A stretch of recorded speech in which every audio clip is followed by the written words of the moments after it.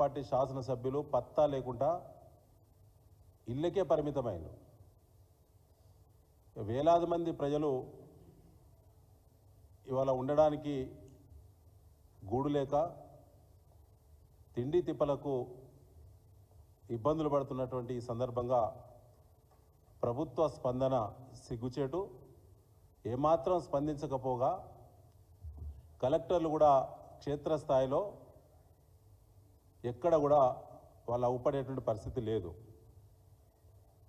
ప్రతి పనికి కూడా కాంగ్రెస్ పార్టీ ప్రభుత్వం వచ్చిన తర్వాత పోలీసుల ద్వారా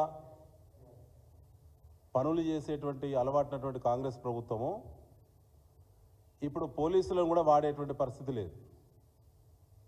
ఇది వెంటనే తగు సహాయక చర్యలు చేపట్టాలని మా బీఆర్ఎస్ శ్రేణులు ఇప్పటికే క్షేత్రస్థాయిలో మా వర్కింగ్ ప్రెసిడెంట్ కేటీఆర్ గారు, అదేవిధంగా మా మాజీ మంత్రివర్యులు హరీష్ రావు గారు ఇప్పటికే క్షేత్రస్థాయిలో, మా శాసనసభ్యులు, మాజీ శాసనసభ్యులు, అనేక మంది బీఆర్ఎస్ నేతలు అంతటా కూడా ప్రజలకు సంబంధించినటువంటి సహాయక చర్యల్లో పాల్గొంటున్నారు. కాంగ్రెస్ పార్టీ మాత్రం దున్నపోతు మీద వర్షం పడ్డట్టే ప్రవర్తిస్తూ ఉన్నది. ఇది సరైనది కాదు. ముఖ్యంగా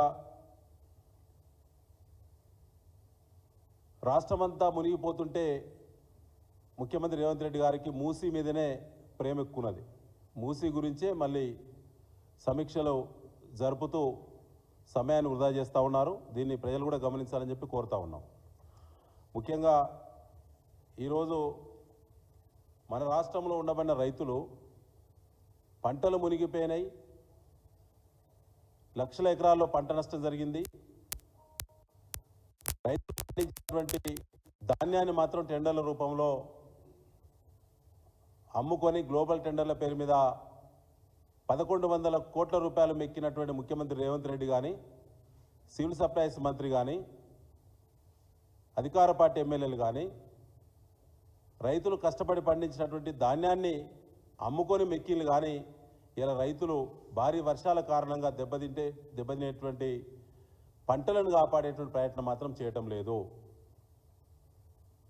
యూరియా కోసం రైతులు క్యూ లైన్లో నిలబడి 70-80 సంవత్సరాలు దాటినటువంటి వృద్ధులతో పాటు స్కూల్ విద్యార్థులు కూడా యూనిఫామ్ వేసుకొని ఇలా క్యూ లైన్లో అర్ధరాత్రి 2 గంటల నుంచి కూడా క్యూ లైన్లో నిలబడ్డా ఒక్క యూరియా బస్తా దొరకని దుస్థితికి కాంగ్రెస్ పార్టీ తీసుకొచ్చింది తెలంగాణ రైతాంగాన్ని. యూరియా సమస్య ఇంకా పెరుగుతుంది, కొరత ఉందని చెప్పి స్వయంగా ప్రభుత్వమే ప్రకటించడం, వ్యవసాయ శాఖ మంత్రి ప్రకటించడం అంటే ప్రభుత్వం విఫలమైనట్టే. దానికి పూర్తి బాధ్యత ముఖ్యమంత్రి రేవంత్ రెడ్డి, వ్యవసాయ శాఖ మంత్రి తుమ్మల నాగేశ్వరరావు గారు బాధ్యత వహించి రాజీనామా పెట్టాలి. ఎందుకంటే ఎప్పుడూ లేనటువంటి పరిస్థితి కొత్త రాష్ట్రంలో మొట్టమొదటిసారి 10 సంవత్సరాల తర్వాత ఈ పరిస్థితికి నెట్టబడ్డరు. రైతులు నెట్టిందంటే అది పూర్తి వైఫల్యమే, అవగాహన రాహిత్యమే.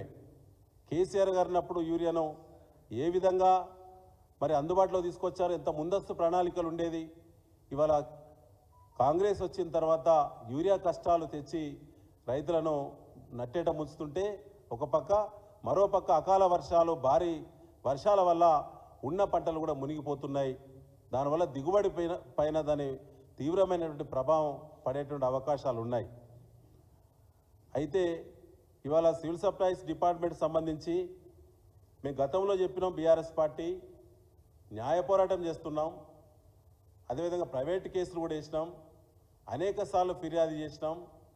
ధాన్యం టెండర్ల కుంభకోణంలో జరిగినటువంటి అవకతవకల గురించి తెలంగాణ రైతులకు, తెలంగాణ సమాజానికి చాలాసార్లు చెప్పడం జరిగింది. దీనికి ఇప్పటివరకు ప్రభుత్వం నుంచి స్పందన లేకపోగా తప్పించుకు తిరిగే ప్రయత్నం చేస్తూ ఉన్నారు. సివిల్ సప్లైస్ కమిషనర్ గారికి మేము ఆర్టీఐ కింద బీఆర్ఎస్ పార్టీ దరఖాస్తు పెట్టింది, ధాన్యం టెండర్ల సంబంధించినటువంటి అప్డేట్ ఇన్ఫర్మేషన్ కావాలని చెప్పి. వారు వ్రాతపూర్వకంగా ఆన్సర్ చేశారు. నిన్న మేము హైకోర్టులో మీరు బిల్ దాఖలు చేసిండ్రు, ప్రజా ప్రయోజనాల వాద్యం హైకోర్టులో ఉన్నందున మేము మీకు ఇన్ఫర్మేషన్ ఇవ్వలేము అన్నారు. హైకోర్టు వారు మాత్రము 19 నెలల క్రితము కేసును టేకప్ చేసి ప్రభుత్వాన్ని కౌంటర్ వేయాలని చెప్పి నోటీసులు సర్వ్ చేస్తే కోర్టులో మాత్రము కౌంటర్ దాఖలు చేయకుండా తప్పించుక తిరుగుతుంది కాంగ్రెస్ ప్రభుత్వము. కోర్టులను తప్పించుక తిరుగుతున్నది.